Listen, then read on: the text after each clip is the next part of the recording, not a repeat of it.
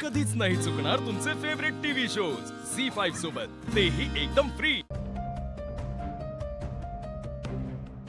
ह्या बघा भाऊ, वा आम्ही काय बी केलेलं नाही आणि आमची शिवा बी असं काय बी करणार नाही। आजी, मला खात्री आहे शिवा असं करणारच नाही।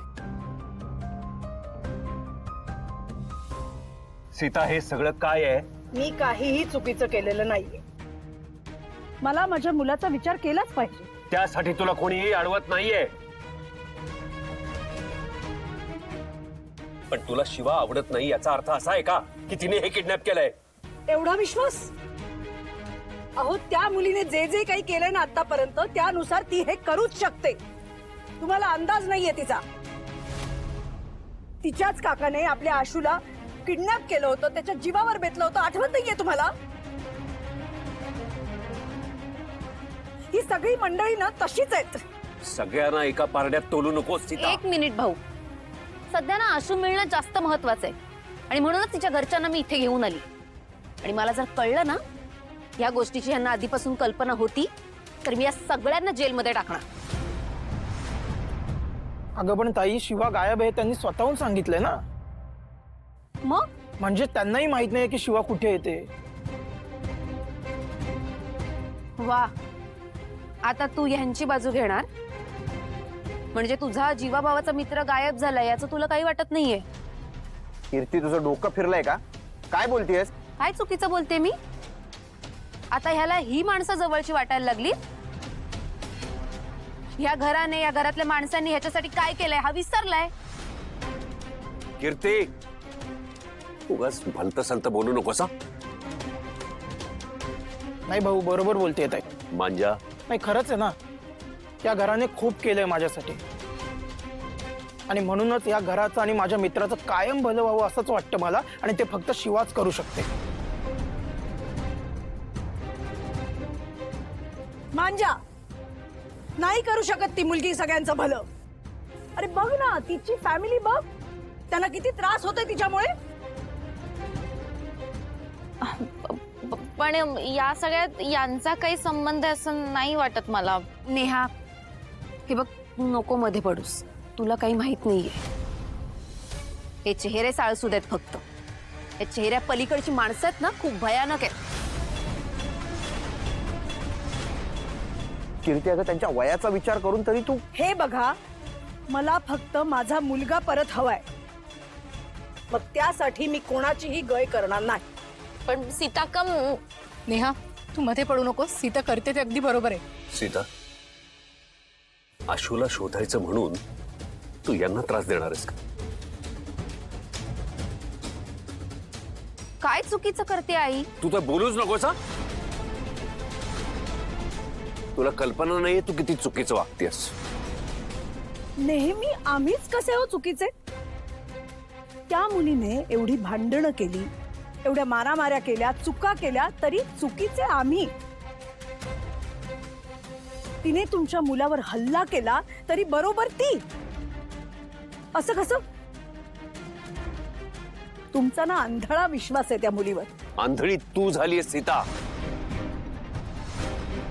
आशूच्या प्रेमापोटी तुला दुसरं काही दिसत नाहीये। या सगळ्यामध्ये तू फक्त शिवाचा द्वेष करतेस। हा ठीक आहे, द्वेष तर द्वेष, तिची लायकी तीच आहे। पण यात माझ्या भावाला जर काही झालं ना तर मी सोडणार नाहीये कोणाला। काय करणारस ग? सांग ना, काय करणारस? भाऊ, हे बघा, आपल्याला आशूचा विचार केला पाहिजे। हो ना, आशूचा विचार केला पाहिजे ना। मग हे सगळं करण्यापेक्षा त्याला शोधलं असतंस तर बरं झालं असतं। आणि खरंच तुला आशूची काळजी आहे का ग? आहे मला त्याची काळजी, भाऊ आहे तो माझा। या माऊलीने त्याला मुलगा मानलाय, त्या चुकीचं कसं होऊ देतील? आणि मग शिवाचं काय? सीता ऐक, शिवानं हे केलं नसणार। मला खात्री आहे आशूच्या गायब होण्यामागे शिवाचाच हात आहे। हे सगळं तू रागापायी करतेस। हो, आहे माझा राग, आणि तो रास्त आहे। एक दिवस रागापोटी नुकसान होईल। नुकसान झालंय आणि अजूनही होतंय, आणि हे नुकसान तुमच्या तिच्यावरच्या अतिविश्वासामुळे होतंय।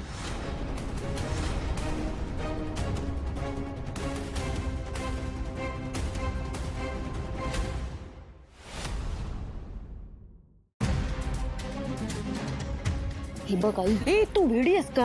आणि पुन्हा आम्हाला का आणलंयस इथे? उगाच टाइमपास. टाइमपास म्हणून नाही बोलवलंय मी. ती शिवा सापडत नाहीये ना? हा मग तिला शोधणं माझा काय संबंध? तुला कळत नाही, तू मूर्खपणा करते. तू माझ्याशी नीट बोला.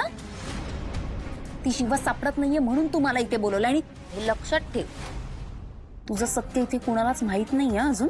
हो मग धमकी देतेस? तू लक्षात ठेव, माझं सत्य बाहेर आलं तर तुझी पण सगळी पोलखोल होईल. ही मूर्ख आहे का रे? बावळट, मला धमकी नको देऊस. हे बघ, ती शिवा सापडत नाहीये ना म्हणून तुम्हाला सगळ्यांना इथे घेऊन आले मी. हे बावळट, शिवा इथे आली तर माझं नाव बाहेर काढेलच ना? चंदनला आणि शिवाला सगळं सत्य कळलंय, तुझं आणि माझं दोघींचं.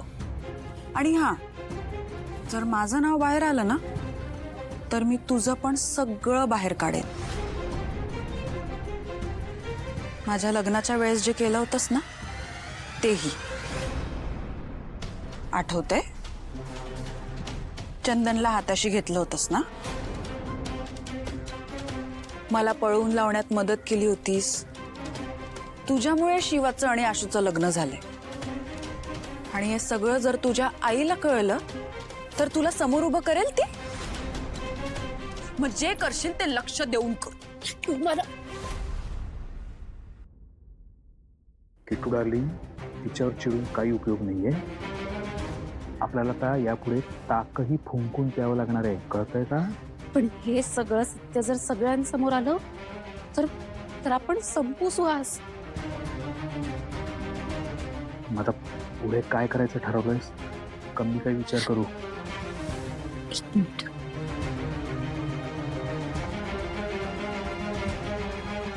त्या भाड्याच्या गुणांना फोन लाव. म्हणजे काय करायचं काय? जर हे सत्य शिवा आणि चंदनला माहितीये तर ते सत्य त्या दोघांसोबतच संपवावं लागणार आहे आता. काय काय बोलतेस काय तू? हो, त्या दोघांना मारावंच लागणार आहे.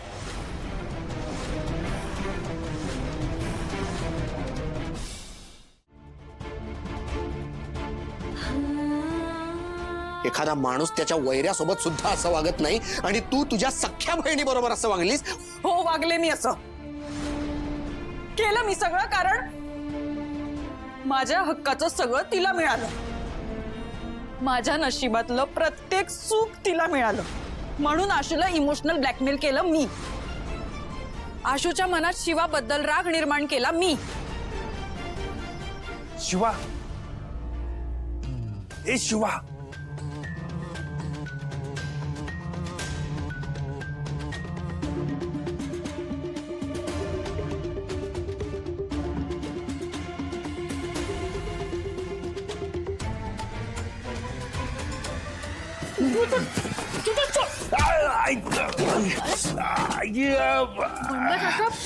अरे कशाला केलं हे? बघितलं ना, लागलं ना तुला. अगं तू घराकडे जाऊ नये सांगायचं होतं, पण तू काय ऐकणार नाहीस. ऐक. अरे पण एवढं सगळं करायची काय गरज आहे? लागलं ना तुला.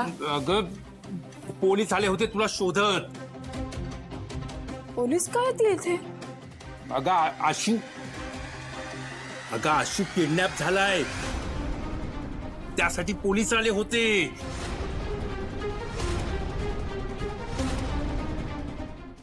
झी5 ॲप डाउनलोड करा आणि पहा सर्व एपिसोड्स एकदम फ्री.